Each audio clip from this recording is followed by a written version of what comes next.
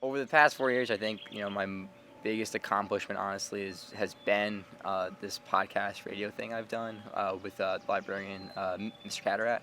For me, it's just been a fun experience, which is something I want to go down, that path of communications and multimedia and stuff like that. So it's been a really good learning experience, and something I enjoy doing for sure. If it wasn't because of the coronavirus, this radio thing when it happened, it's kind of Mr. Catterat, our librarian, he kind of had this idea because he used to work over at WCNI as a volunteer, which is a local radio station, and he had always had this love for music and pop culture, at the same level as I have.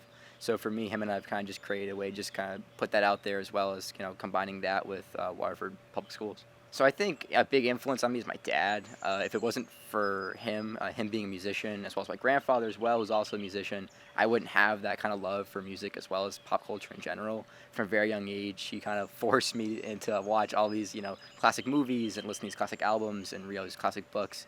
A prime example is like all the Tolkien books. My dad has a framed Lord of the Rings map in our family room, which my mom hates for various reasons. But I think if it wasn't for his love of music, it wouldn't be there for me as well. So I know one thing that I've missed for sure is my aunt Laura, who I'm really close with. Her and I had this trip planned because she'd want to get away for a while, as well as kind of graduation type thing, get down to New Orleans for about a week.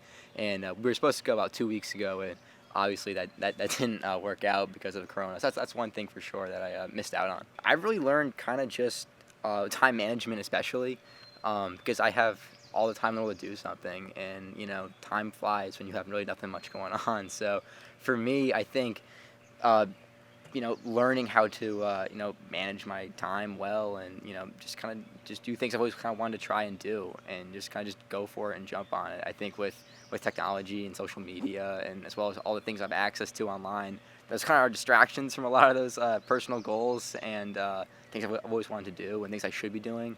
So this time is going to help me really adjust and kind of set a schedule for myself.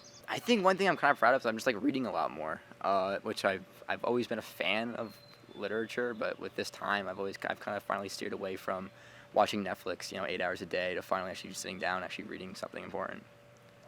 So for me, next year, I'm going to be going to Southern Connecticut State University. I'm going to be majoring in communications with a focus in TV and film production.